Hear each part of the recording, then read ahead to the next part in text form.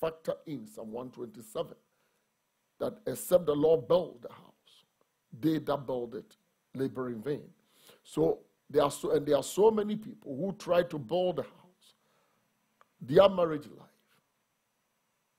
minus God, because they don't want to go by what he set rules and the way he wants the house to be run.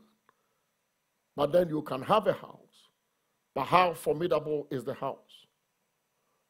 You know, I'm laying just what the foundation here, and then be able to go back to this particular subject that we, because let us see that the example of what? The two houses that the Bible talks about in Luke chapter 6, verse 46 to 49. He said, why do you call me Lord, Lord, and do not do the things that I tell you to do? And he says that I will show you an example of those who hear my word and do it. Right? It's the one who dug deep on the mountain, on the rock, and then what? Laid the foundation and built his house. And there's one who built in the sun. And then there was what? The earth shook. And there was earth tremor, and the house that was built in the sun collapsed. And the Bible said there was a mighty fall. But the one that the foundation was dug deep endured. Are you catching it? Okay. So this is now telling us how we have to seek him to wisely build. So this is all these are tools that will help you so that you build them you want to, because the point is this, what we're talking about here. There are so many people who build on their own, with their own ingenuity, maybe with their own resources. And in the end, because every man's work will be tested. You reach situations you can't agree, and then there's what? A disastrous falling apart. Divorce and all that. God forbid for any one of you guys. But then if the house is well built, then trials will come. You have differences and things like that. But you'll be able to what?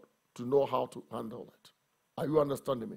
Plus the fact that for harmonious governance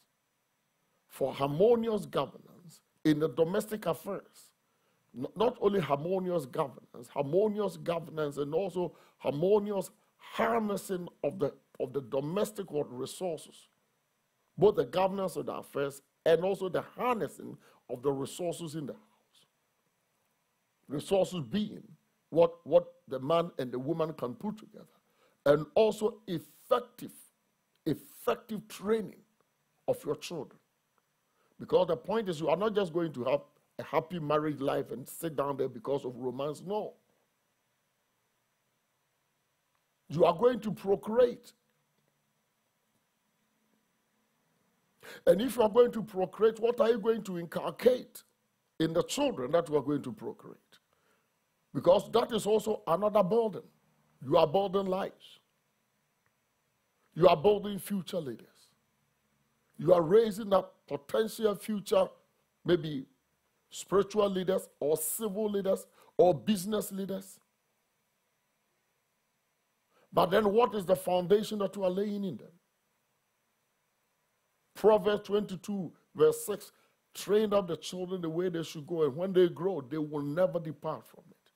But what are you going to use to train them? Yes, I know, granted, all of you in your mind, you want your children to be Ivy Leaguers. Praise God. But with all the Ivy League education, and then they fall short